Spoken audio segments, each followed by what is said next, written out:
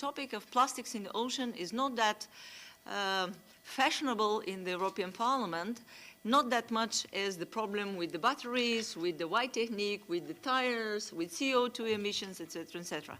And we think, because some of the member states, then probably they do not consider it as an immediate problem to their national authorities, as not being exposed to any how to say, ocean landscape. So we think that under the scope of the coming directive on marine, we think we can do some more work. We can strengthen our effort to look at this issue and to see how we're going to cope in the future with the problems which are not caused only by the industry, but caused by our behavior, because obviously plastics in the ocean do not go there because of the way we deal with waste. It's because of our personal behavior. And we have to pay particular attention, because for sure these things are entering the water of inappropriate human being behavior, inappropriate treatment of waste, or not really taking into account how our efforts should be combined at the international level. It's not only an EU issue, of course. That's why thank you very much for everybody being here. And we hope that by collaborating and combining our effort, we will be able to come up with future steps, and especially by having a study within the activities of the ENVI Committee and the European Commission to be able to have a hearing and to be able, of course, to have a legislative impact or coordinated activities at international level as an effect of these further steps. So very quickly now, I would like to give the word to one of our co-organizers, Madame Corinne Lepage. She is MEP from France, and she is chair of the European Parliament Intergroup for Sea and Coastal Areas. And as far as today we have votes in some of the committees, Madame Lepage is supposed to run very quickly to another meeting, so I think her valuable contribution is very important for us. Corinne, the floor is yours.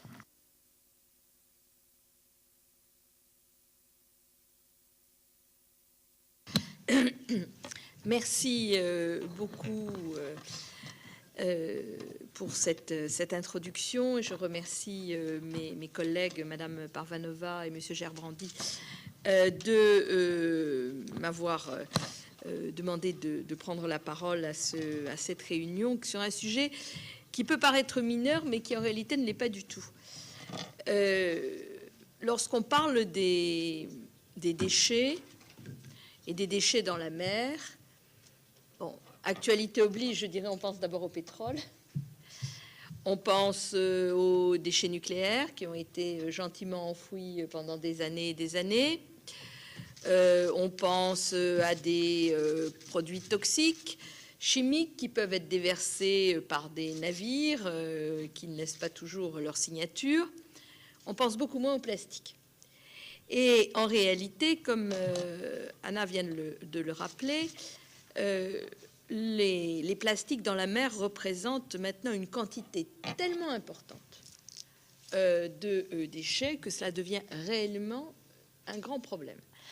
Et qu'on en retrouve donc non seulement en quantité considérable, mais également dans toute la chaîne de la faune et de la flore marine, et qu'il arrive à la mer, ce qui arrive aussi aux humains, puisque vous savez que certaines analyses mettent en évidence que l'on retrouve des molécules plastiques jusque dans le cordon ombilical des bébés, tout simplement parce que nous sommes envahis, si je puis dire, par ces molécules qui nous rendent par ailleurs bien des services, ça c'est vrai, mais dont on a oublié de s'interroger, au moins à un moment donné du temps, sur ce qu'on en faisait quand on n'en avait plus l'usage.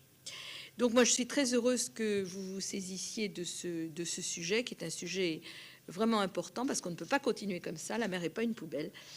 Et lorsque l'on voit la recherche qui est faite aujourd'hui autour de ce que la mer peut contenir en termes de ressources pour l'alimentation humaine, pour le développement énergétique, pour le développement économique même, il est tout à fait clair qu'on ne peut pas continuer à avoir ce comportement irresponsable qui a été le nôtre. Je terminerai en disant que je suis particulièrement intéressée par cette réunion, même si, comme Anna le rappelait, malheureusement, aujourd'hui, la journée est particulièrement chargée et avant que nous votions en commission, j'ai encore 3 réunions, donc je ne pourrai malheureusement pas rester, mais je regarderai très attentivement les travaux parce que dans le cadre de la commission de l'intergroupe mer et zones côtières que j'ai l'honneur de présider, nous avons mis à l'ordre du jour un travail autour du sujet des déchets dans la mer, qui te reste confié à Chris Davis, qui sera là tout à l'heure. Nous avons retenu dans notre intergroupe un certain nombre de grandes thématiques autour du climat, autour de l'emploi, autour des gardes-côtes européens, autour de la biodiversité, mais la question des déchets et notamment des plastiques à l'intérieur des déchets dans la mer est un sujet à part entière sur lequel nous aurons l'occasion de communiquer, je pense, au début de l'année 2011, dans le cadre d'un travail que mène Chris Davis. Et donc, les travaux d'aujourd'hui s'inscrivent pleinement dans cette réflexion. Voilà, je suis vraiment très frustrée de ne pas pouvoir rester plus longtemps pour écouter les interventions des uns et des autres, mais j'en prendrai bien entendu connaissance parce que c'est un sujet, comme je vous le disais tout à l'heure, qui n'est pas du tout mineur et qui prend une importance croissante. Voilà, merci pour cette invitation. Thank you, Corinne. Our session will continue with a video presentation by Captain Charles Moore, ALDE Marine Research Foundation. But before that, I would like to introduce to everybody another film which you can pick it on the front door, which is the Mermaid's Tears, Oceans of Plastics. So it's a different presentation from the one that we will see right now. And please collect your film if you haven't done so far after our session. Now, are we ready for the video?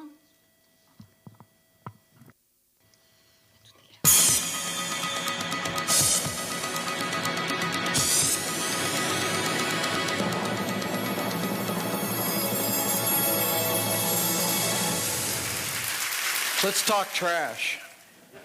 You know, we had to be taught to renounce the powerful conservation ethic we had developed during the Great Depression and World War II. After the war, we needed to direct our enormous production capacity toward creation of products for peacetime. Life magazine helped in this effort by announcing the introduction of throwaways that would liberate the housewife from the drudgery of doing dishes. Mental note to the liberators. Throwaway plastics take a lot of space and don't biodegrade. Only we humans make waste that nature can't digest. Plastics are also hard to recycle. A teacher told me how to express the under 5% of total plastics recovered in our waste stream. It's diddly point squat. That's the percentage we recycle. Now, melting point has a lot to do with this. Plastic is not purified by the remelting process like glass and metal. It begins to melt below the boiling point of water and does not drive off oily contaminants, for which it is a sponge. Half of each year's 100 billion pounds of thermoplastic pellets will be made into fast-track trash. A large, unruly fraction of our trash will flow down rivers to the sea. Here is the accumulation at Ballona Creek next to the LA airport. And here is the flotsam near California State University Long Beach and the desal plant we visited yesterday. In spite of deposit fees, much of this trash leading out to the sea will be plastic beverage bottles. We use 2 million of them in the United States every 5 minutes, here imaged by TED presenter Chris Jordan, who artfully documents mass consumption and zooms in for more detail. Here is a remote island repository for bottles off the coast of Baja, California. Isla San Roque is an uninhabited bird rookery off Baja's sparsely populated central coast. Notice that the bottles here have caps on them. Bottles made of polyethylene terephthalate, PET, will sink in seawater and not make it this far from civilization. Also, the caps are produced in separate factories from a different plastic, polypropylene. They will float in seawater, but unfortunately do not get recycled under the bottle bills. Let's trace the journey of the millions of caps that make it to sea solo. After a year, the ones from Japan are heading straight across the Pacific, while ours get caught in the California current and first head down to the latitude of Cabo San Lucas. After 10 years, a lot of the Japanese caps are in what we call the Eastern Garbage Patch, while ours litter the Philippines. After 20 years, we see emerging the debris accumulation zone of the North Pacific Gyre. It so happens that millions of albatross nesting on Kure and Midway atolls in the Northwest Hawaiian Islands National Monument forage here and scavenge whatever they can find for regurgitation to their chicks. A 4-month-old Laysan albatross chick died with this in its stomach. Hundreds of thousands of the goose-sized chicks are dying with stomachs full of bottle caps and other rubbish, like cigarette lighters. But mostly bottle caps. Sadly, their parents mistake bottle caps for food tossing about in the ocean surface. The retainer rings for the caps also have consequences for aquatic animals. This is Mae West, still alive at a zookeeper's home in New Orleans. I wanted to see what my hometown of Long Beach was contributing to the problem, so on Coastal Cleanup Day in 2005, I went to the Long Beach Peninsula at the east end of our Long Beach. We cleaned up the swaths of beach shown. I offered 5 cents each for bottle caps. I got plenty of takers. Here are the 1,100 bottle caps they collected. I thought I would spend 20 bucks that day. I ended up spending nearly 60. I separated them by color and put them on display the next Earth Day at Cabrillo Marine Aquarium in San Pedro. Governor Schwarzenegger and his wife Maria stopped by to discuss the display. In spite of my girly man hat, crocheted from plastic shopping bags, they shook my hand. I showed him and Maria a zooplankton trawl from the Gyre north of Hawaii with more plastic than plankton. Here's what our trawl samples from the plastic soup our ocean has become look like. Trawling a zooplankton net on the surface for a mile produces samples like this and this. Now, when the debris washes up on the beaches of Hawaii, it looks like this. And this particular beach is Kailua Beach, the beach where our president and his family vacationed before moving to Washington. Now, how do we analyze samples like this one that contain more plastic than plankton? We sort the plastic fragments into different size classes from 5 millimeters to 1/3 of a millimeter. Small bits of plastic concentrate persistent organic pollutants up to 1 million times their levels in the surrounding seawater. We wanted to see if the most common fish in the deep ocean at the base of the food chain was ingesting these poison pills. We did hundreds of necropsies, and over 1/3 had polluted plastic fragments in their stomachs. The record holder, only 2.5 inches long, had 84 pieces in its tiny stomach. Now, you can buy certified organic produce, but no fishmonger on earth can sell you a certified organic wild-caught fish. This is the legacy we are leaving to future generations. The throwaway society cannot be contained. It has gone global. We simply cannot store and maintain or recycle all our stuff. We have to throw it away. Now, the market can do a lot for us, but it can't fix the natural system in the ocean we've broken. All the king's horses and all the king's men will never gather up all the plastic and put the ocean back together again. The levels are increasing. The amount of packaging is increasing. The throwaway concept of living is proliferating, and it's showing up in the ocean. He offers no hope of cleaning it up. Straining the ocean for plastic would be beyond the budget of any country, and it might kill untold amounts of sea life in the process. The solution, Moore says, is to stop the plastic at its source. Stop it on land before it falls into the ocean. Now there's your typical T-shirt shopping bag. And in a plastic-wrapped and packaged world, he doesn't hold out much hope for that either. This is Brian Rooney for Nightline in Long Beach, California.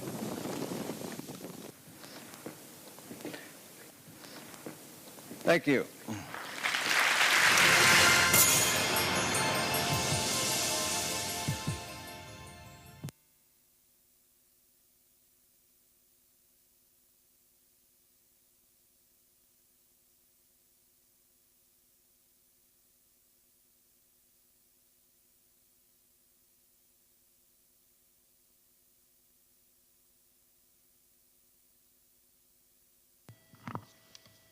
Can I have the light back, or?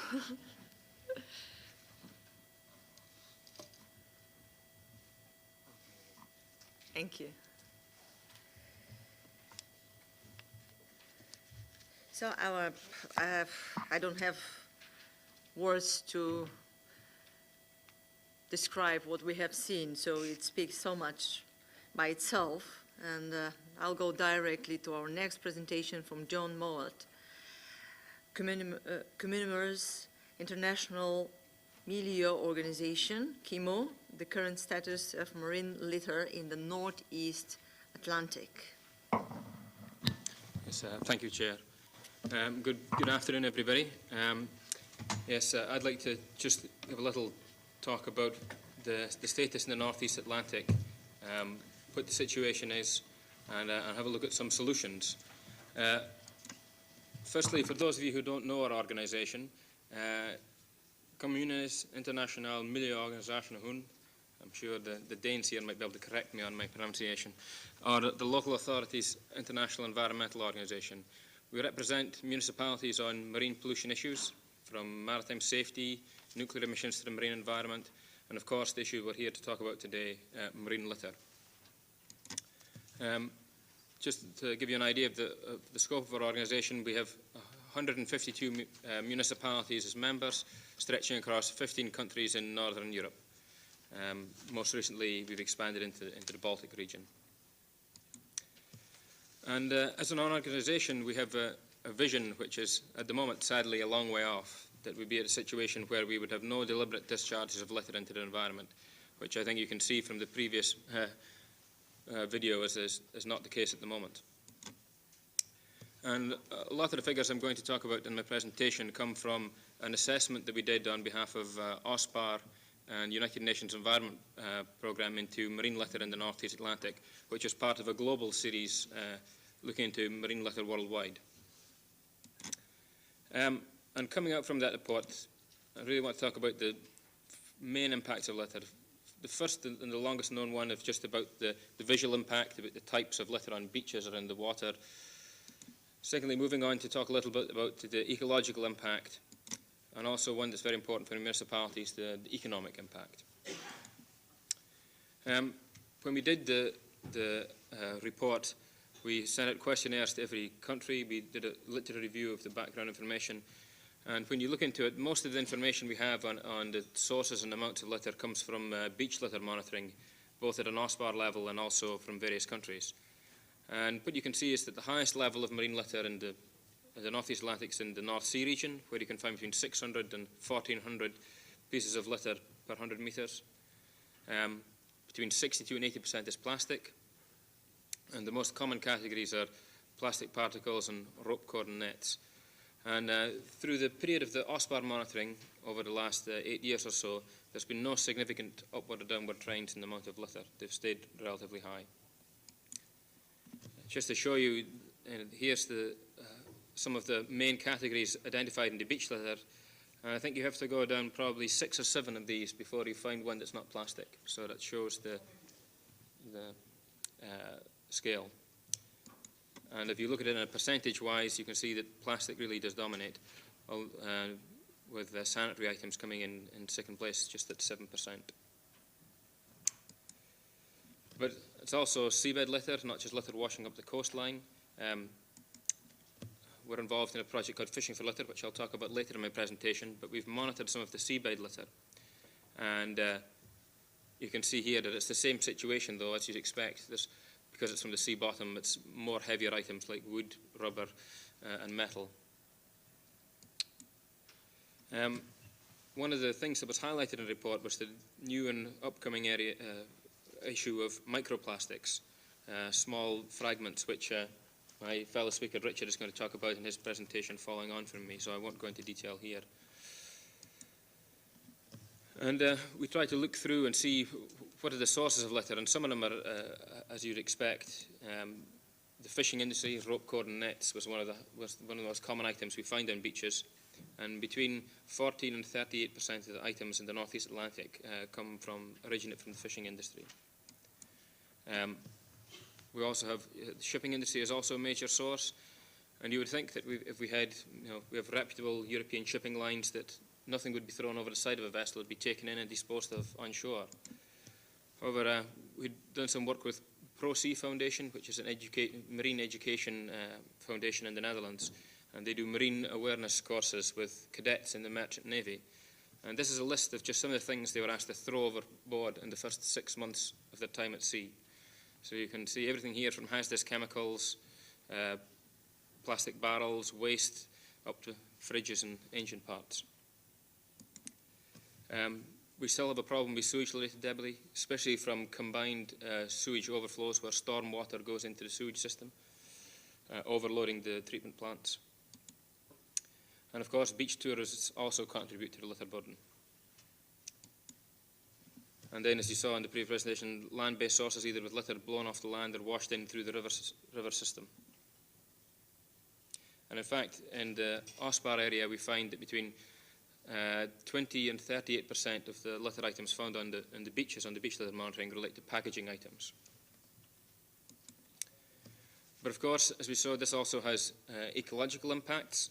This is a gannet. We have a lot of them in the Shetland Islands, where I come from.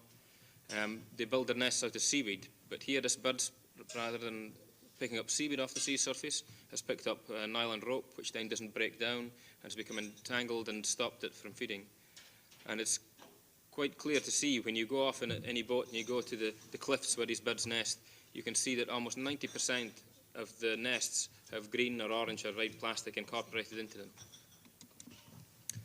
But it's not only birds that are affected. In fact, UNEP estimates that worldwide, every year, 1 million birds and up to 100,000 mammals are killed due to litter every year. This is a seal that's swung through a packaging strap like you get for binding bundles of newspapers together. They're very inquisitive animals. It's obviously caught on its body, and as the seal has continued to grow, it has started to cut into it. The seal actually survived when it was taken into a sanctuary.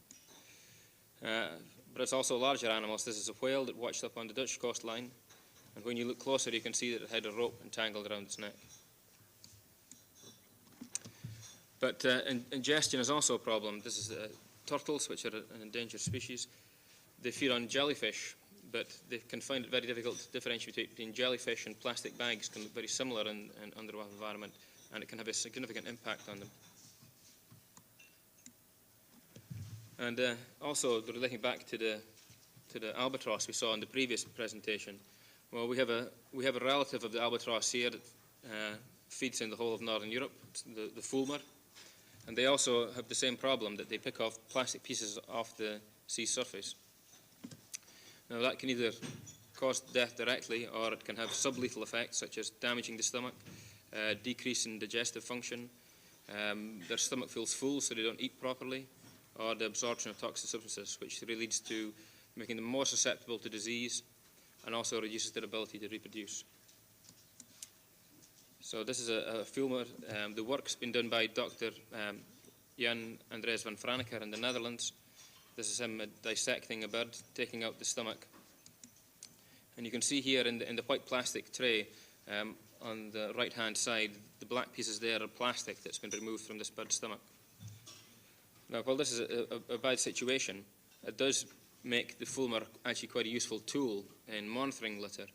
Because they're widely spread throughout the area, they can be found in quite high numbers on the shoreline, and they only feed at sea, so they actually integrate the amount of plastic floating on the sea surface over their foraging area.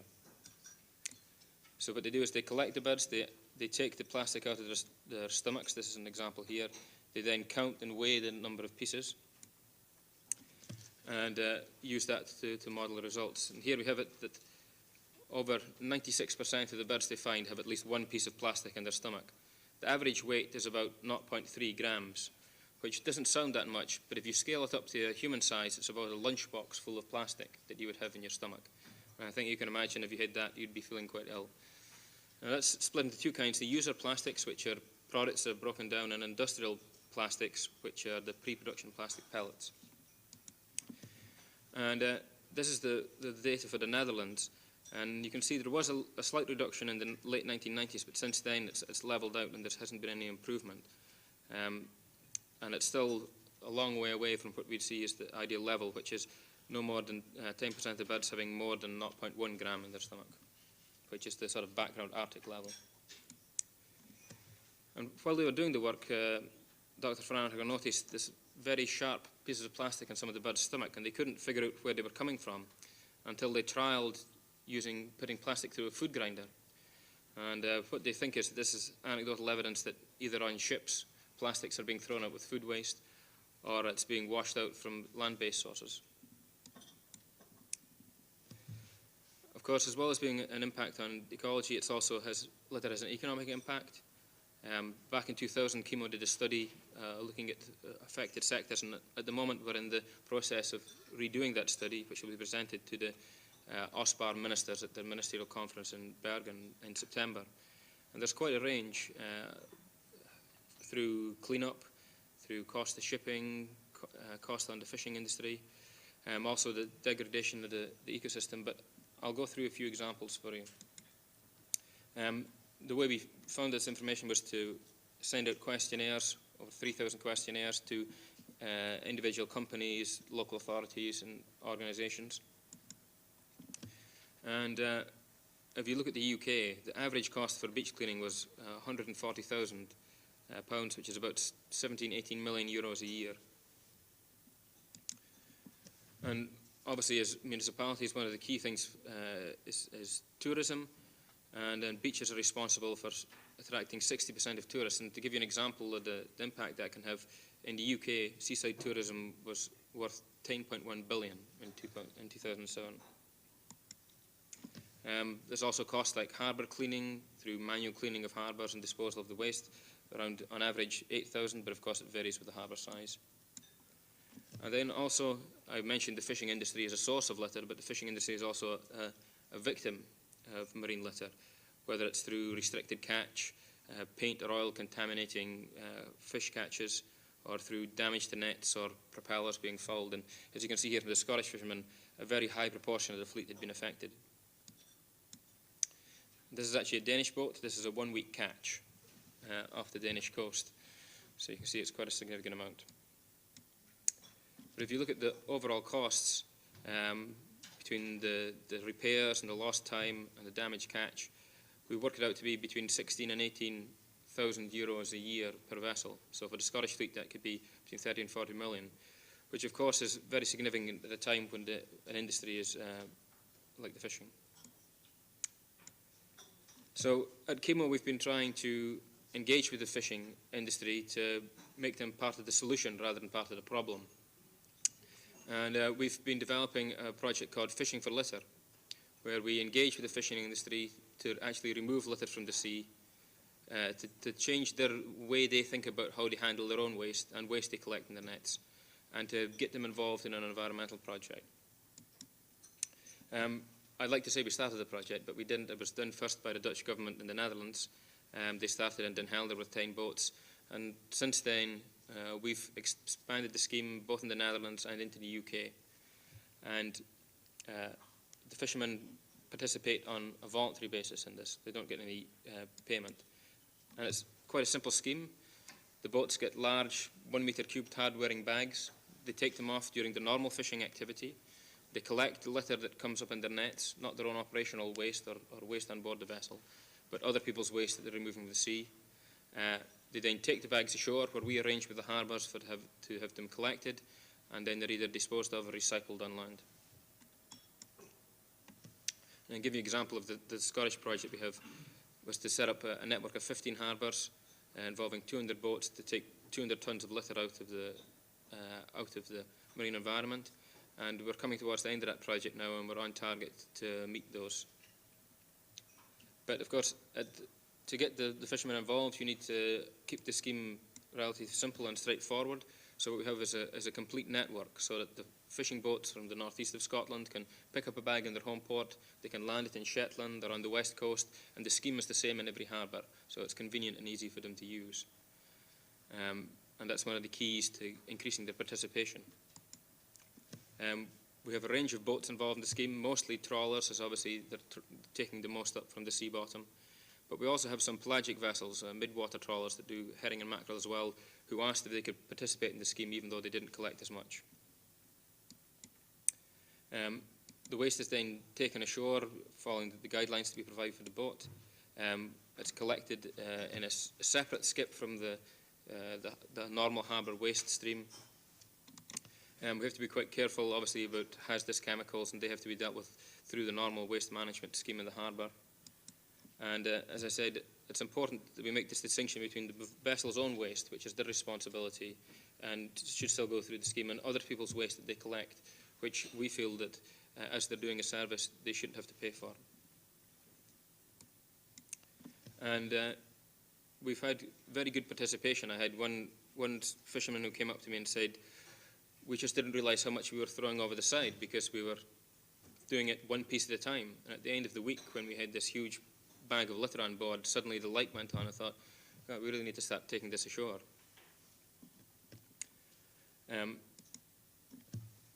I'll not go too much into solution because I know Richard's covering a lot of that, but that is one example of a solution, a sectoral solution. And we talked a little about the shipping industry. And actually, a lot of the legislation we have at the moment, for example, under the MARPOL legislation with shipping, you're not allowed to dump plastics into the sea. But the difficulty is enforcing that. You can have the legislation, but if it's not enforced, then it's not effective. And we need to think more about developing a carrot and stick approach where we have economic instruments where you saw in Charles Moore's presentation on the bottles, whether you introduce deposit schemes to put value on these type of items so that they're worth something rather than just throwing them away, or whether you use the stick approach of bringing in taxes on the Irish example on the plastic bags. But I think that one of the key things in what we're doing here today is also to raise awareness. And thank you for listening, and if you want to find any more information, you can have a look on our website.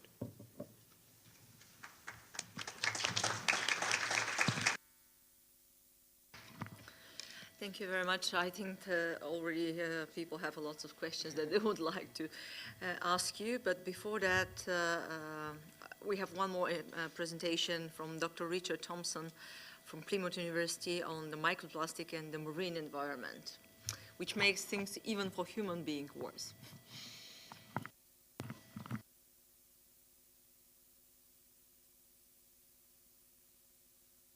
Talk to you this afternoon. I really welcome the opportunity to do so.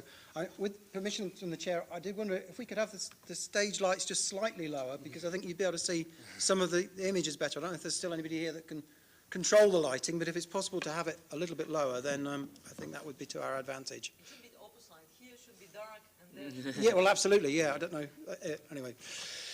In terms of kind of my pedigree, I've been working on plastics in the environment for, this is my 20th year on it. So I have learned a little bit about the topic. It's a very broad topic. 3 years ago, I was invited by the Royal Society in the United Kingdom to be lead editor of a publication, Plastics, the Environment and Human Health.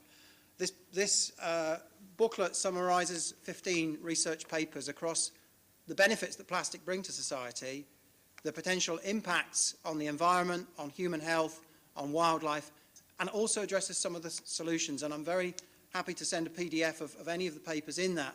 And I would particularly, because we're going to be short of time today, draw your attention to the concluding paper in that volume, which has a whole matrix of research actions that are needed and potential solutions to some of the problems that I'm going to flag today.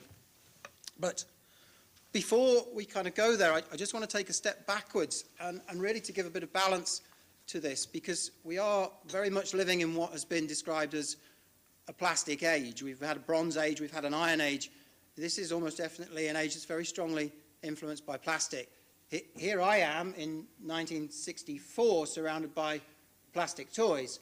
And if we were to go back a little further, 70 years ago in fact, to the dawn of what was described as a plastic age, this book here, Plastics, by Yardley and Cousins, 70 years ago, this was their aspirations for what was at that time a very novel material.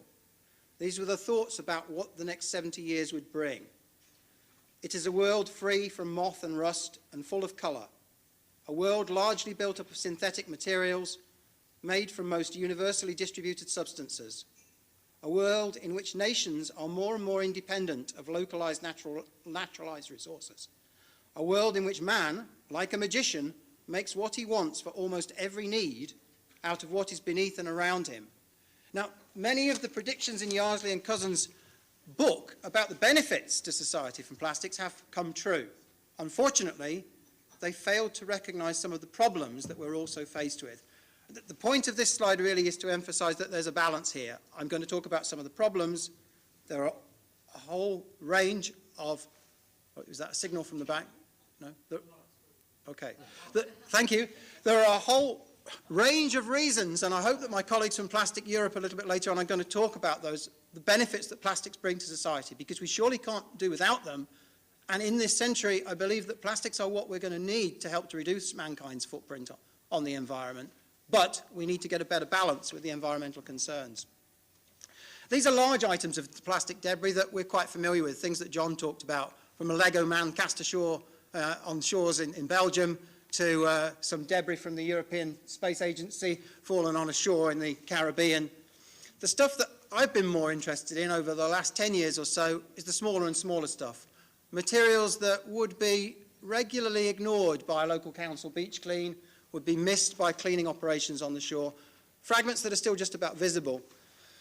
So in 1996, I set myself the question to find out what are the smallest pieces of plastic that are now present in the environment. The item over here on this side is a natural grain of sand, and next to it is a small fragment that we believe to be plastic. Now, when you get down to this microscopic scale, this material I call microplastic, I think I was the first to coin the term, but everything at this scale, you really have to individually identify and match to know exactly what you're talking about, because a lot of the materials at this scale may resemble plastic, but not actually be plastic. So the technique we use is in the figure at the bottom. It's Fourier transform infrared spectroscopy, where we can match an unknown from the environment against a polymer database to confirm what it is.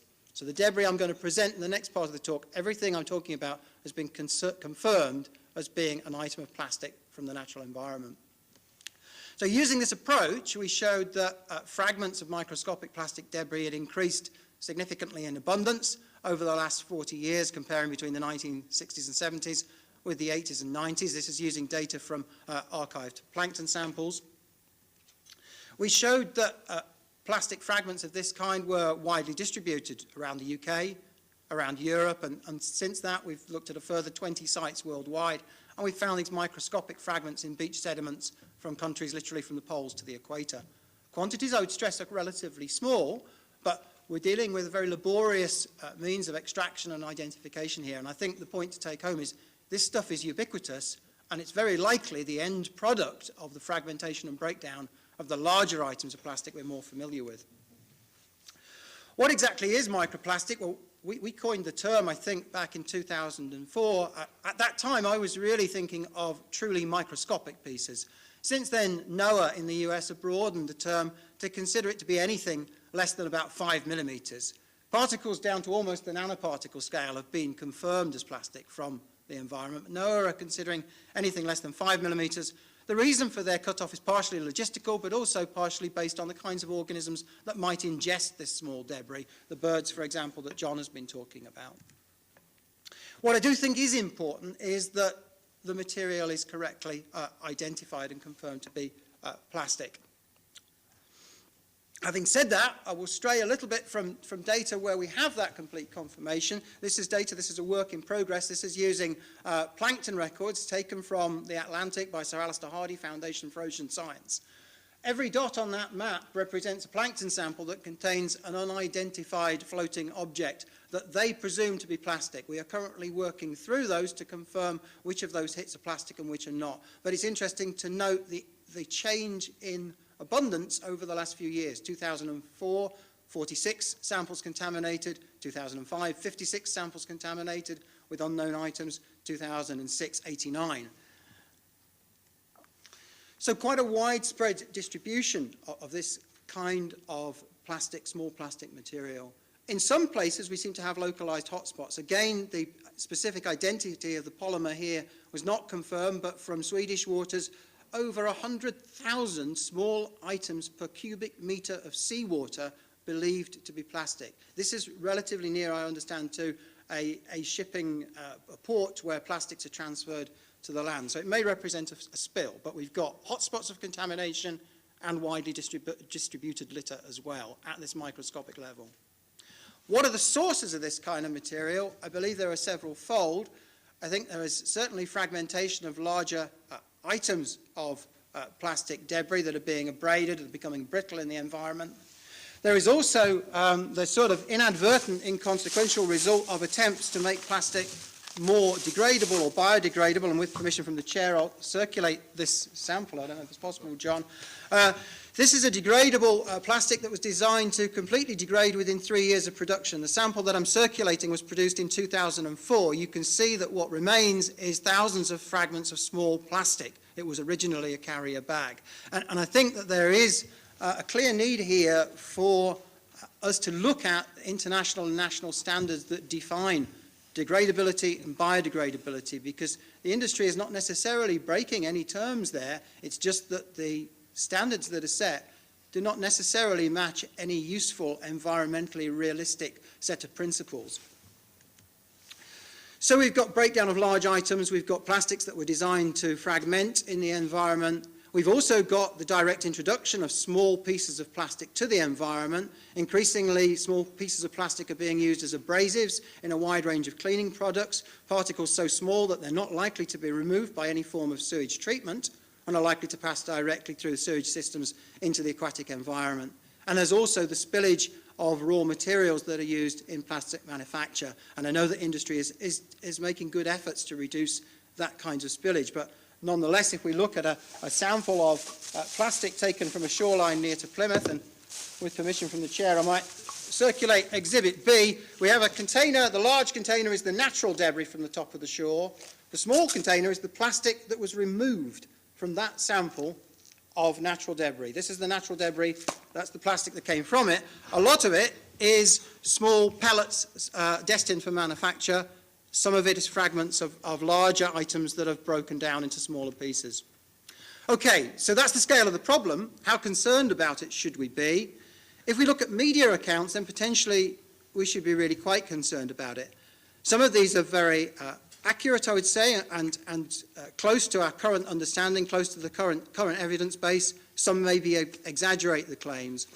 I want to touch briefly on the evidence base in the time that I've got.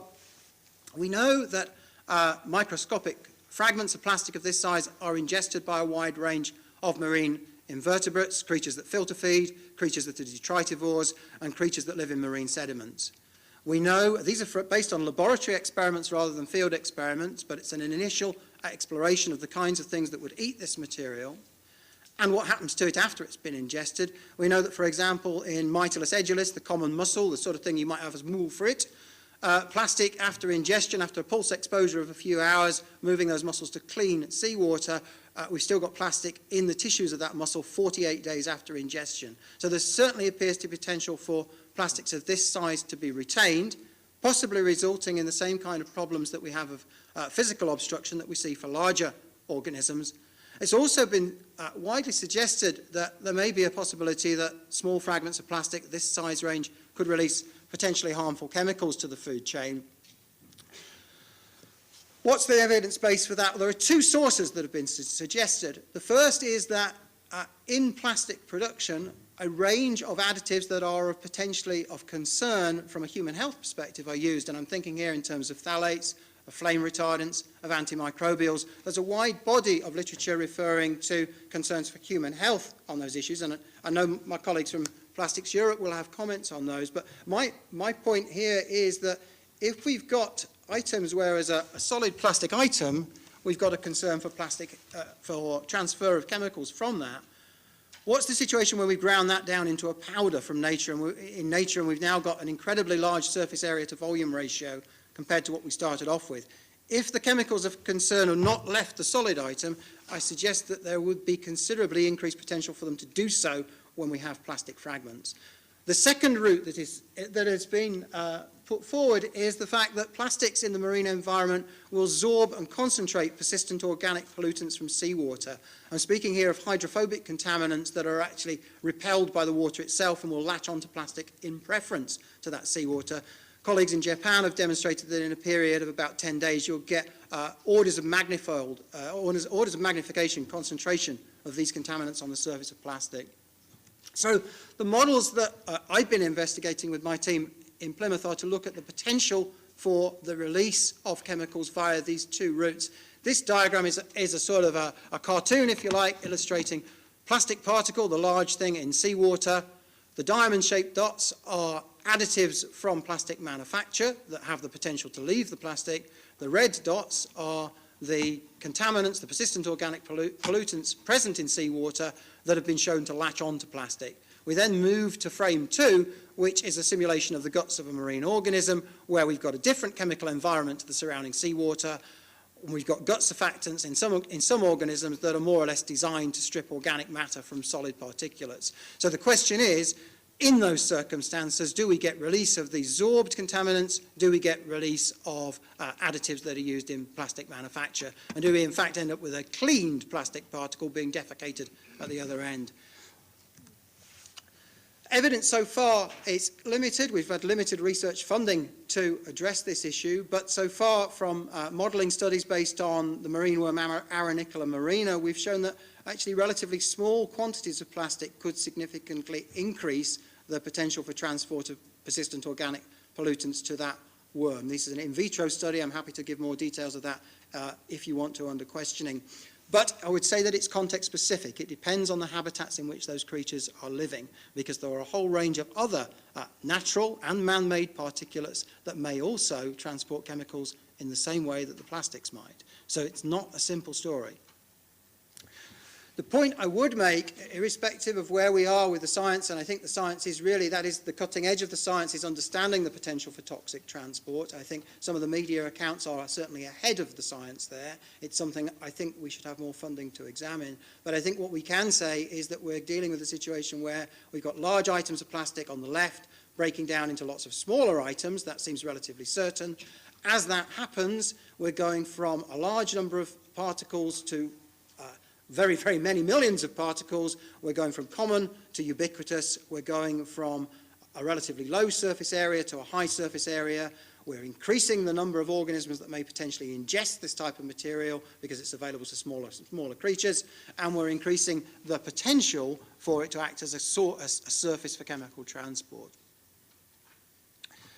So I've touched on some of the problems so far. I've only got one slide on benefits, and that's not because I don't think the benefits are far-reaching. It's because I'm hoping that colleagues will be able to cover that later on.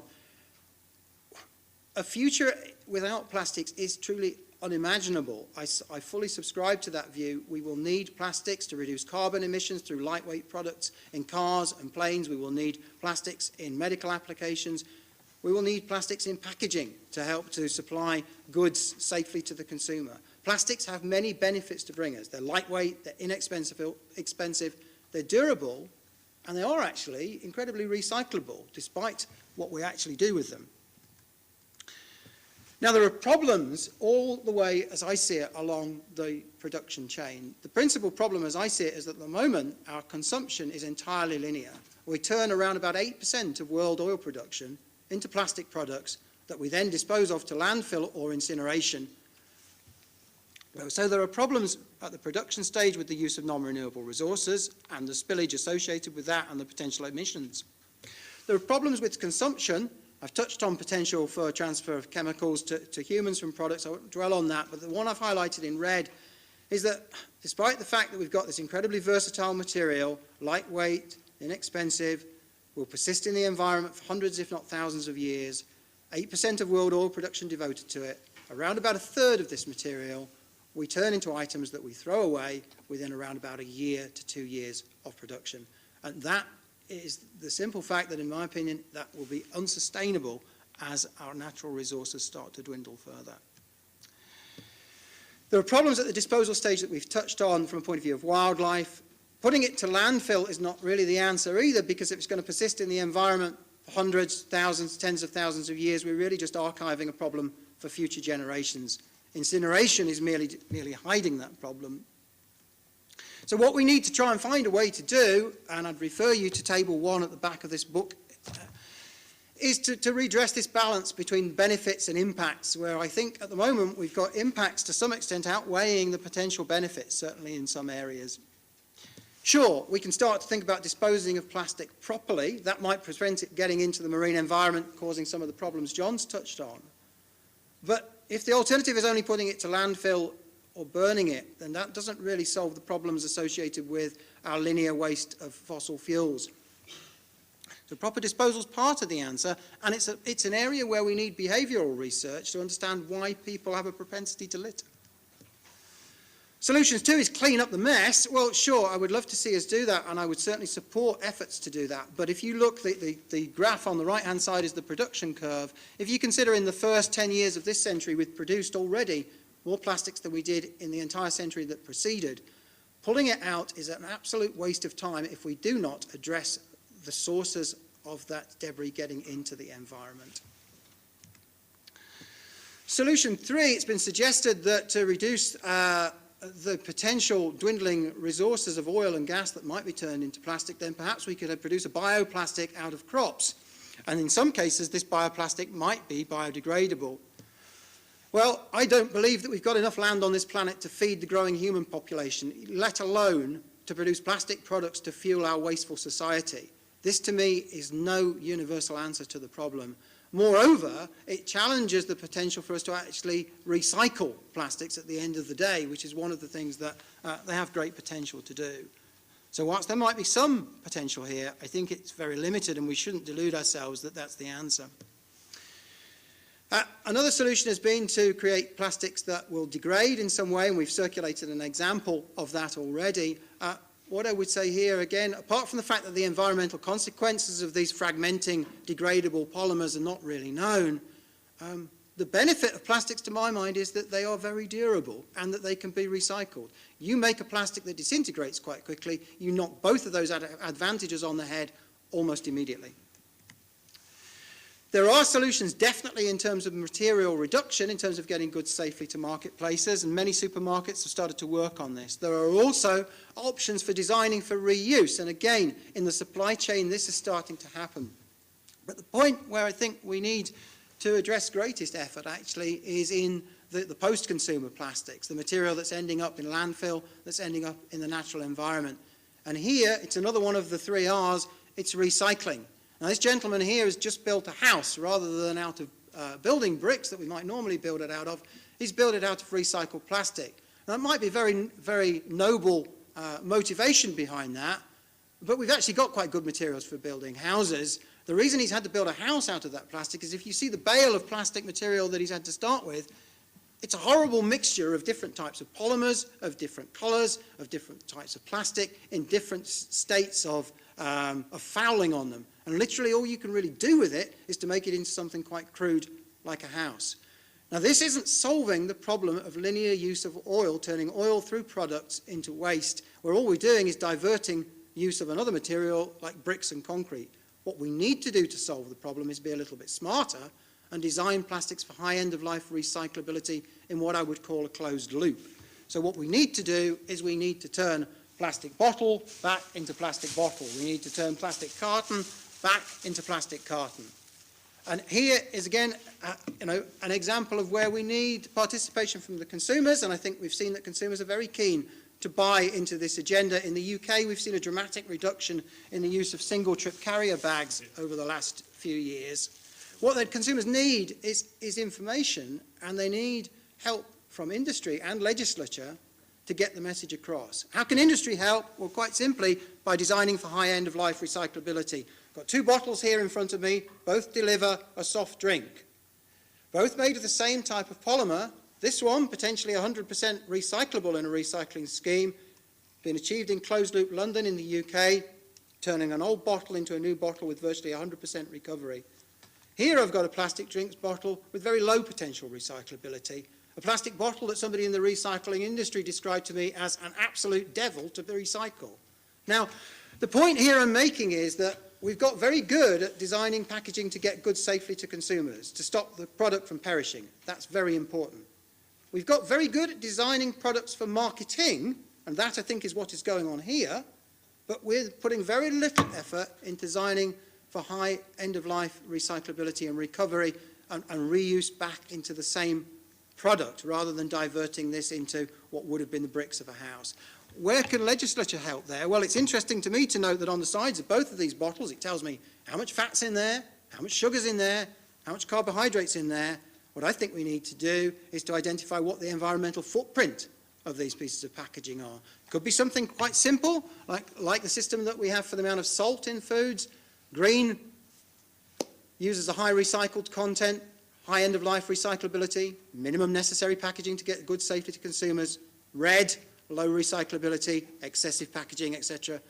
I think you would see consumers vote with their feet, and I think if you did, you would see commerce jump to the potential marketing challenge that would set. So I think there are solutions here, but it needs cooperation from industry, and it needs appropriate standards and legislation set by independent bodies, and I think you will then see consumers very keen to buy into it. For what is left, because we won't be able to recycle everything, I think it may be possible, and this is way off the page from my expertise as a marine biologist, but I think we have to accept that we may need to recover energy via incineration from some of our end-of-life plastics, but maybe there are ways to design those plastics in the knowledge that that's likely what will happen to them, hospital waste, for example, to design them for high energy recovery with minimum toxic emissions. My point is we need to consider the end of life at the beginning of the product. It's nothing too revolutionary, but it's something that we're not making a very good job of at the moment. Coupled with that, we need the kind of monitoring that John has talked about in order to know whether we are getting towards the end point which we have set ourselves. And that monitoring comes in terms of plastic debris in the oceans, it comes in terms of monitoring of debris going to landfill, and it comes in terms of conversion via recycling. It's absolutely essential that we have appropriate monitoring that's consistent across the European Union. So really, I mean, those are the summary points that I've put so far. I firmly believe it's possible to retain the benefits of plastic, to reduce the amount of waste that's needed for disposable, to reduce some of the hazards for humans and the environment.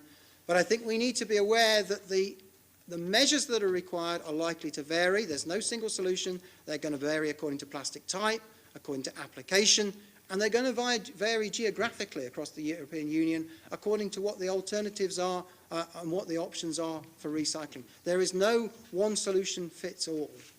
Because we are lagging a little bit behind the timing, I would propose us to go to the second session and then to combine the Q&A at the end of our seminar. Meanwhile, one of our colleagues who is co-organizer of this seminar, Chris Davis, is here in the room. I hope that he is very dedicated to CO2 emissions, but I hope after seeing this data, he will be even more dedicated to plastics and to the problem to human health and to environment as well. So for the second session, we will have my colleague Gerben-Jan. Did I pronounce it correctly? Gerben-Jan? Wonderful.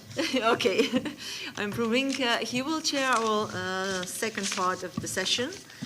And then we will have the concluding, the Q&A session and the concluding remarks by Chris Davis.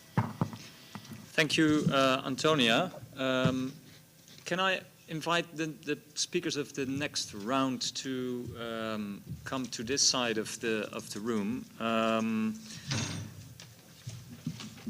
When we have problems that are almost impossible to find a solution for, we always turn to the European Commission to come up with all the solutions. So that's what we're doing here as well. So I would like to give Carlos Berospe Garcia from the European Commission the floor.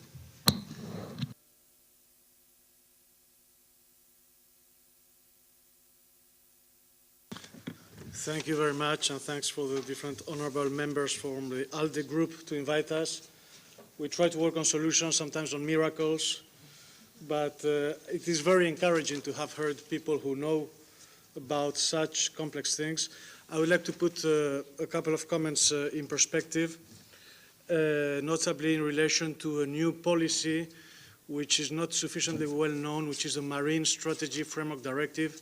It's a very long name. I'll call it Marine Directive, which creates a long-term vision and where plastic has finally come up as a concern for the environment. So I will briefly say that marine litter is increasingly gaining attention from different international institutions, national authorities, stakeholders, NGOs, industry. It is a growing concern. We have heard a lot today, not least for the biodiversity, through ingestion, through entanglements. Just to mention, the example of fulmars was given today. This bird, 95% of those birds have a lot of grams. I mean, proportionally, number of, it's less than 1 gram in their stomach, but if it was humans, it would be more than 60 grams each of us carrying plastic. And entanglements, it's a number of cetaceans, of different birds, and certainly all turtles are affected, so it's not a small thing. But apart from that, all the impacts it is having on society at large, beyond the biodiversity concern. Just to mention that plastic comes from different sources, and marine litter in general from several sources, from maritime-based sources like garbage from ships, from recreational ships, from fishing vessels. A lot comes from land. Actually, a high proportion comes from land, related to waste management, shortages. And also, to be frank, a lot of people who go to the beach, they are really at maybe 40% of what remains on shore comes from the beach goers, let's say. So the ecological and the socioeconomic impacts are still largely unknown or not sufficiently assessed. And we will have to develop our knowledge base in a number of areas, and that will be certainly one of the major concerns. So a couple of things I wanted to mention which are particularly important for marine litter and including plastic. Monitoring. Monitoring will be a key. We have very little monitoring. We know very little. There are different issues to be addressed. The coastline, there's a bit more knowledge on coastline, much less knowledge on floating litter, even less on the water column, and even less on the seabed if we go beyond the coastal strip. And we know already that in the seabed, for instance, plastic can be 50% of the marine litter there, and even more in the floating area. We also know that debris and litter tends to accumulate in certain areas, in certain beaches, also in certain areas of the water column. Of course, we saw in the initial film the Great Pacific Garbage Patch, or plastic soup, but there are other gyres in the different oceans of the world, and we need to develop knowledge. It is quite complex to know this because of the geographical scale. And also in the deep seabed, we find quite incredible things, like if you go to the Svalbard Islands in the Arctic Circle, the experts, scientists who look into this say you can find amazing quantities of litter in an area which is depopulated. This relates to currents, but it's basically very difficult to know about all these things. So apart from monitoring, another thing which we heard is elimination and prevention at the source. The source, we have discussed the different sources. Just to mention, one very important for us will be the implementation of port reception facilities at ports. I think it's still a substantial challenge, but of course the management of waste at land remains the priority, and we have to do everything we can, recycling, which we heard, and waste management, all forms of eco-innovation and enforcement. I think it is particularly important in the case of coastal zones, which are those more visible or those most affected. Just to mention, for instance, we try to do things like integrated coastal zone management, apart from the EU recommendations some years ago. This instrument, which is now embedded in the integrated maritime policy, now in the Mediterranean, we are just ratifying a protocol of integrated coastal zone management, and the minimization of waste in coastal areas is one of the priorities. And then we have to do work on remedial action. I agree that it's not necessarily a large part that you can recover through this, but all initiatives like the ones we heard, like Fishing for Litter from Kimo, or periodical cleaning up can be important, not only because of their direct impact of mitigation, but because of the awareness raising. Many of the remedial actions are mostly important for the final point I wanted to mention here, which is education, awareness, change of behavior. I mean, a well-planned campaign with a turtle entangled with a plastic because it thought it was a jellyfish could be more effective than many directives at EU level, if you see what I mean. So I wanted to mention, apart from the experts who have explained a lot, I want to put what are we doing broadly in terms of policy. I will not speak today about waste legislation, but I come from the marine policy angle, which is the receiving end of the plastic. Just to recall briefly, there was nothing to protect the sea seriously until very recently. We had legislation on fisheries, on nature protection, urban wastewater, chemicals, but everything was very sectorial. Then started broader concept. There was an integrated coastal zone management recommendation. There was a water framework directive. This was a very important turning point.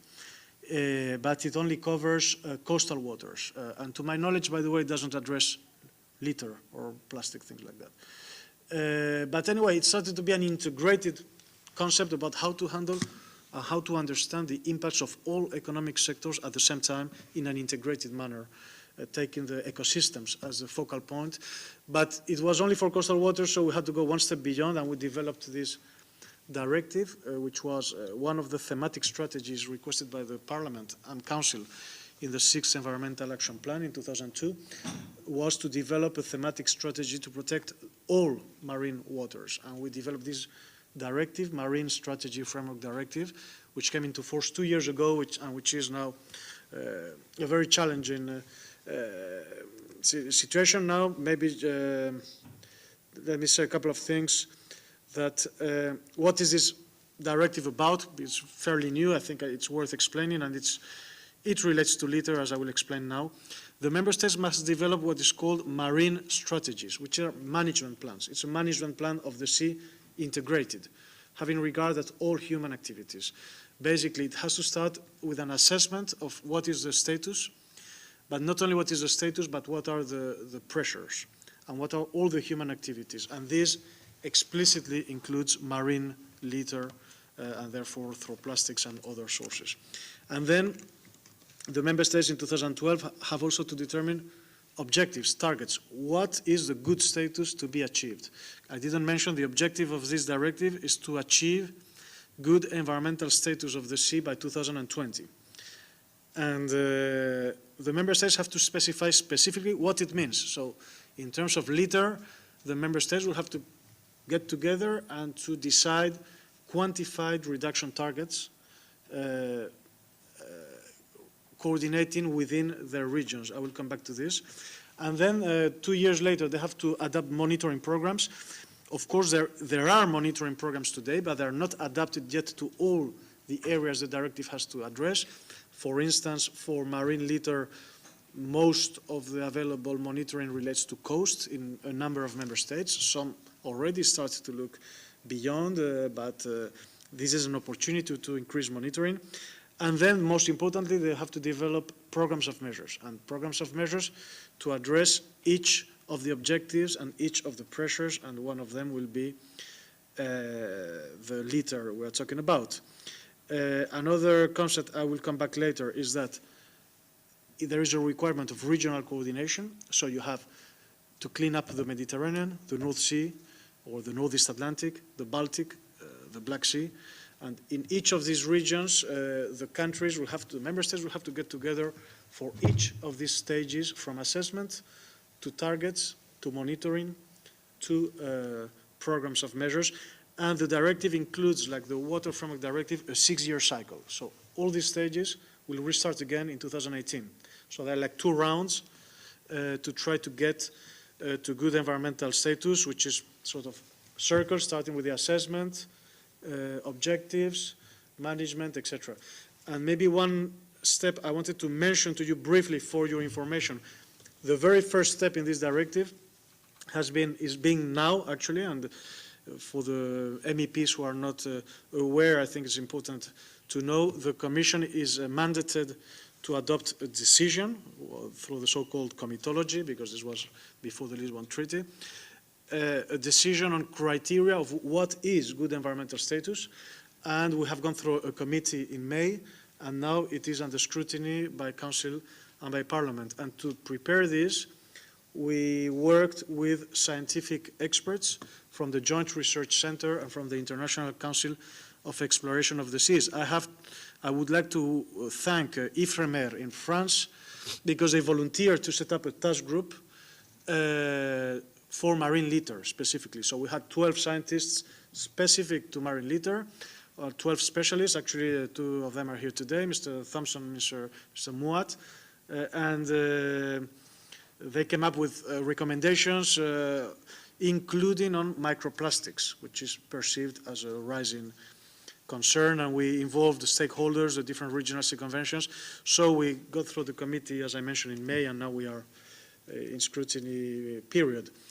The Marine Directive requires to achieve good status on a number of areas, which are called descriptors of good status. So you see, this summarizes one sentence. This was agreed by Parliament and Council. It's in the directive, in Annex 1. And one of them, so it's one of the themes, is marine litter. I was trying to find the precise language. But anyway, basically the key objective is to reduce marine litter. Something I would like to say that in this directive and in the development of this Commission decision on criteria, which we did in the last year, it has become clear that knowledge is the biggest concern. In all these ecosystem approach considerations to try to understand the cumulative impacts, each of these components and the relation between all of them is extremely challenging. And in fact, for you to know, our Commissioner Potočnik has told the Council of Ministers 10 days ago that he would support the concept of setting up a permanent scientific structure, because this directive, which is such long-term, 2020 plus 6 years, it is an opportunity to align it with research and to address litter. Apart from early action from now with civil society, with industry, we also need to learn much more.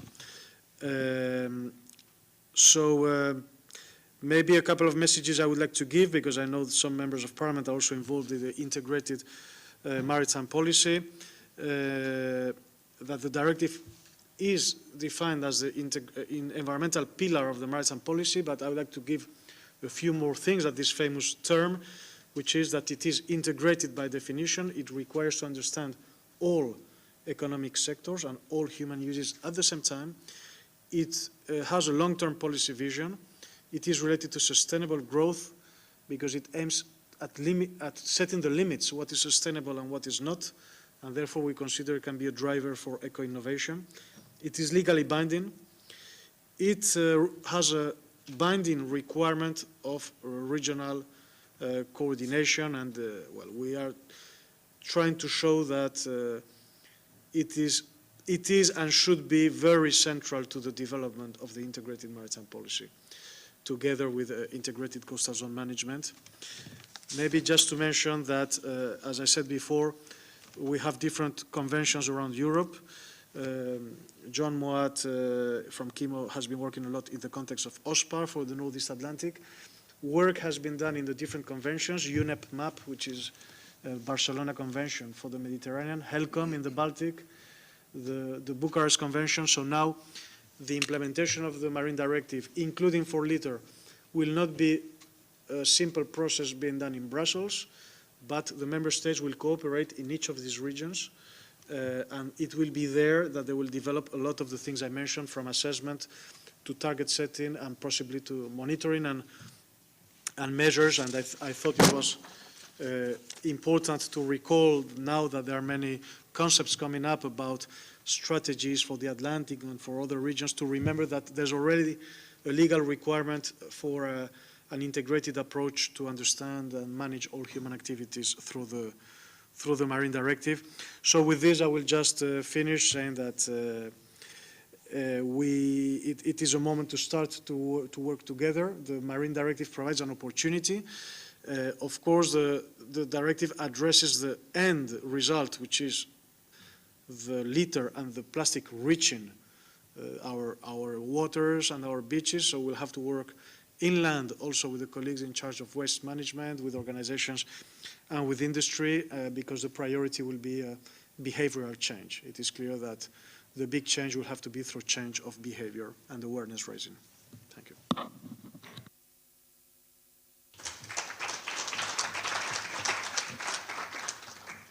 Thank you, Carlos. That was a clear overview of what the European Commission has been doing and is planning to do. You end with the global scale, which you're absolutely right, but looking at other environmental global problems, we see that at the moment that they are global, nobody feels obliged to find a real solution. So we can add this to that list of environmental global problems. I would like to give the floor to Jean-Pierre de Grève, who is a Deputy Executive Director of Plastic Europe.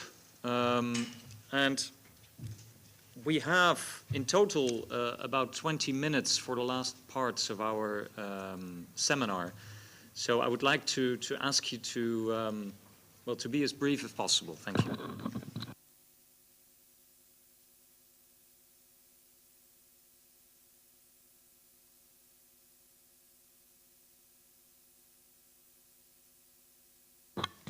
So, thank you very much for giving the industry the opportunity to present their views on this important issue. I am here, by the way, as the representative of the whole European plastics industry. I mean, in particular, Plastics Europe, which is the association of the polymer manufacturers in Europe, and also EUPC, the converters, I mean, the people who really make the applications.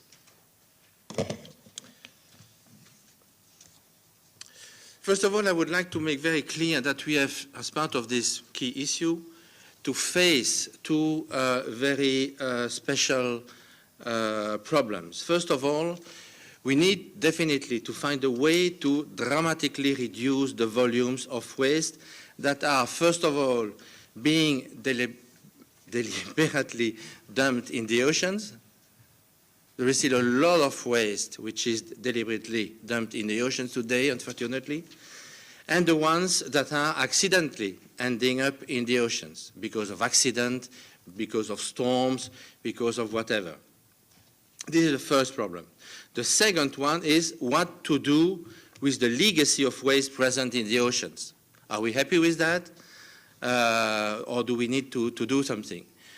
There are today already several companies working on potential solutions in order to collect the existing waste in the oceans, in particular to collect all the plastic debris floating, in particular in the Atlantic and Pacific gyres.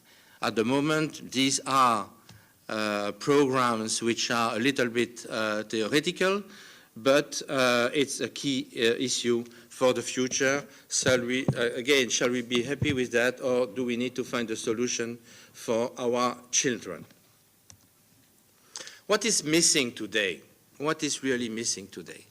I think that first of all, we need more consistent and reliable figures on waste volumes deliberately dumped in the oceans, waste volumes accidentally ending up in the oceans from land via rivers.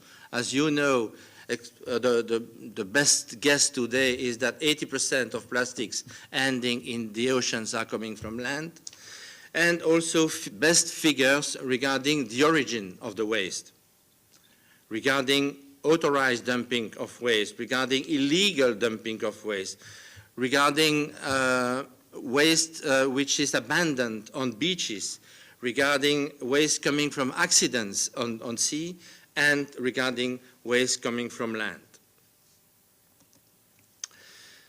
It's also very important for us to make very clear that marine litter is not a plastics issue only. It's definitely an all material issue, and of course plastics is the most visible part of it. But we should not limit our investigation, our solution to plastics only. A few words also about toxicology and toxicological impact on the food chain, for example, and on the mankind. Toxicological aspects are connected to marine littering are, of course, very important, very interesting in order to help us to find solutions if there are real problems. And it's definitely worthwhile to investigate. However, the toxicological aspects are very unlikely directly connected to plastics. Plastics is, for us, just a potential carrier. It's also very important to have in mind that whatever could be the outcome of the investigations regarding toxicological aspects, at the end of the day, we will have to stop marine littering in any case. Even if we discover at the end of the day that there is no problem. Oceans should definitely not be considered as a bin for waste produced on land. What is our industry approach? Our vision is definitely that the value of plastics is appreciated so that it's no longer casually discarded into the environment. You can easily understand, for example, that all this debate on plastics littering is very damaging for the impact of plastics and also, as a consequence, very damaging for our business. So we want to help find a solution very, very quickly. So we want to eliminate plastics as a litter problem to society. And our strategy is clearly to work with partners, with key stakeholders to address prevention, also law enforcement, litter removal and monitoring, as well as the understanding of environmental impacts, in order to develop really the appropriate strategies for actions and communication program. Regarding the key objectives, we want to be a credible stakeholder, committed to serve the overall goal that marine debris will not constitute a major problem to society anymore. So we want to work with the decision makers. We want to work with the different bodies involved in this key issue and find together a solution. We want to be a solution shaper of this issue. Shape solutions with partnership and alliances with the value chain, governmental bodies, and also NGOs. We want also to engage in mitigation activities on marine debris, clearly attributed to the plastics industry, by involving our members, the companies which are members of our associations. And of course, we want to support educational programs, prevention programs in cooperation with European and national institutions. I see that here in the attendance there are many young people, much younger than I am, and we definitely need your support, your input, your contribution in order to find the appropriate solutions as part of the development of these educational programs. We also try to align our actions with the UNEP approach. You know that UNEP have a view on marine litter as a global challenge, and we have tried to match our actions to the UNEP proposals. So you know that, for example, majority of marine litter is land sourced. We have, over the last few years, developed really a waste management knowledge transfer program at European level in order to help to the different decision makers to adopt the best practices regarding waste management in general and waste management of plastics waste, of plastics in particular. We organize every year a conference, Identiplast, in order to disseminate the best practices. We have a voluntary program connected to the PVC industry in order to develop recycling as much as possible. We have in total invested more than 50 million euros over 10 years in order to make progress in this direction. We are also contributing more and more in activities like the one of today. We participated in the EU Marine Days in Gijon in May. We will be part of the discussion end of this month in Paris also at the meeting organized by UNEP. We also much focus on waste management issues at national level. We have prepared what we call compelling facts and figures regarding plastics and plastic waste management. So all of these activities will help, hopefully, to make very quickly progress in order to achieve a good outcome. So the concept is for us to set, and we are doing it already at the moment, we are already setting up a multi-annual program with a strong EU partnership involving the whole plastic industry chain, NGOs also. We are working today with Surfriders, which is an international NGO working on marine litter. We also have involved the waste and recovery industry because they have definitely to be part of the programs. We have been starting to work with the European authorities. We had, in particular, some contacts with Mr. Rouam in order to try to help to make progress. We work also with some research and academic communities, and we are trying to develop national educational programs. So we want to develop together with the partners a set of clear objectives and define the right tools to achieve these objectives. What about our potential partners? I've already mentioned that very quickly, but it's important to repeat it maybe. So all NPAs, National Plastics Association, in the different, I'm close to the end. Yes? Okay. Yes, yeah, that last slide. So all the National Plastics Association in different countries, we work with them, we try to motivate them to initiate programs and so on. All research organizations, NGOs, as I said, authorities at EU, but also national levels. It's important to involve the authorities at national level in order to develop local plans. Inspection agencies also, that's very important to make sure that legislation is applied. Waste industry, ship owners organizations, fisheries, universities, and so on and so on. We have 9 projects. They are listed here.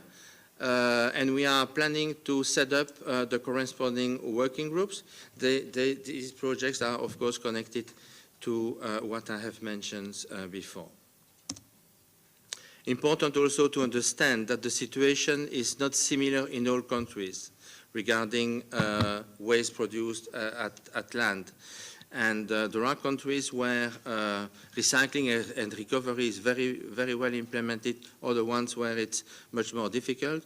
We want, as part of our communication program, to disseminate the best practices. That's it. I will finish now.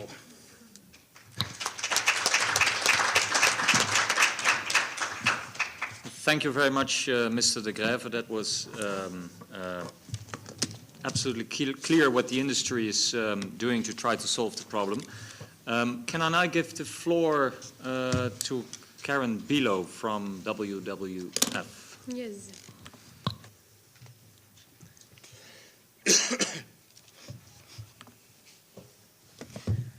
Well, first of all, thank you for the invitation. I'm very happy to be here. The Worldwide Fund for Nature, we and our marine work mostly we work on nature conservation, and our marine work mostly revolves around sustainable fisheries, marine protected areas, and to a lesser extent on sustainable tourism. And we have to admit that we're currently not working on plastic pollutions. We have in the past worked with a detox campaign team consisting of marine chemists and marine biologists to push for the REACH legislation to improve it and to have it adopted. Currently, there is only one person working as a marine chemist still as that can provide input for REACH implementation. So that knowledge hasn't been lost, but currently not working on the topic. But we, however, did get frequent questions from journalists and from donors about what we were doing about this topic, and it is a pressing issue that we should be working on, according to me at least. And therefore we organized an expert meeting last week on Wednesday in the Netherlands, where we invited people from different fields of expertise. There were several NGOs present, the industry was present, Plastic Europe was there, your colleague Leo de Vrees was there, from Chemo, Bert was there, and well, we had it pretty well covered, I thought. It was a very interesting meeting. So these were the people present. And we had one presentation by a professor from the University of Amsterdam, who gave a very nice overview of how the situation has changed over the last 30 so years. He and his wife have been having these romantic strolls on the beach, looking for mermaid tears and the pellets that they found on the beach. And he saw quite a drastic change from 1974 till now. In 1974, he found mostly the pellets, the raw material. Nowadays, it's more microplastics, and that you can also conclude that the source used to be a loss at production or a loss at transportation, and currently it's more the plastic consumption that gets these plastics on the beaches and in the oceans. There is a clear increase or an increasing trend in awareness and in research. Much more research has been done. However, there are still a lot of knowledge gaps. And our communications managers were very disappointed to hear that there is no island and you cannot communicate about an 8th continent where we can just move to, which makes it more difficult to communicate about, since people would like to see practical measures to solve this issue. There was not an increase of macroplastics, of larger particles of plastics during the last 10 years, but a clear increase in microplastics that have been further degraded. And that could also be the result, for example, from these the scrub products that have been placed on the market without thinking twice about their environmental impact. Our role is to, at this point, only actually support the Plastic Oceans documentary that is being made at this moment. The documentary maker aims to well, increase awareness, logically, but also to provide a platform for research. Having boats at sea is ridiculously expensive, and this would be a good opportunity for researchers to come along on board and do more research. And it should provide consumers with calls to action and explain what you as a consumer can change in your behavior and hereby help solving the problem. There's one of my colleagues in the UK working to improve and strengthen the Marple Annex 5. This is a very slow process, however, and that's only part of the solution, of course, because shipping is of course, has an impact, but still not entirely clear how large that influence is. So we are currently making an inventory to explore our potential future role, and I'm absolutely pushing for it. So. These are 4 of the recommendations at EU level that I would like to explain in a bit more detail. So the strengthening and accelerating of REACH came out of last week's meeting as well. EU coordinated collection and recycling, improved shipping guidelines for waste management, and to rethink the design. And as a footnote, the implementation of precautionary measures concerning plastic production, release and use. So we shouldn't wait until more knowledge is available to take drastic measures. We can always hide ourselves behind that argument, but there is enough evidence, we believe at least, to act now already. But of course, a lot of thinking needs to go into how you can best spend your resources, not just go about as a madman. REACH is currently, or all the all plastic producers or all industry using chemical substances have to have their their substances registered under REACH by 2018, and the evaluation will be done by authorities to see whether this product is allowed to remain on the market. It's however a very slow process. Only about 50 to 60 substances can be investigated a year, and there's endless numbers of substances on the market already. So it would take a long while before we would actually have a full registered dossier. You could, or I think authorities can and should make a list of priority substances, substances that we use in high volumes or that we believe are hazardous, that should be investigated first. It would be good to look at chemicals in combination. Plastics never contain only plastics. Most of the time it's a combination of additives.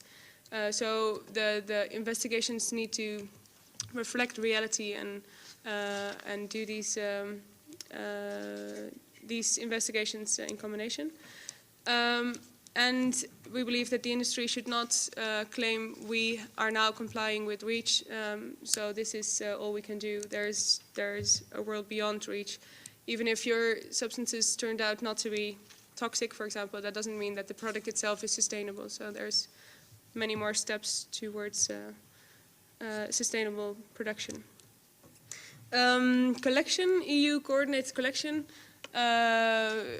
If we assume that all marine waste eventually ends up plastic waste eventually ends up in the marine environment, then we can't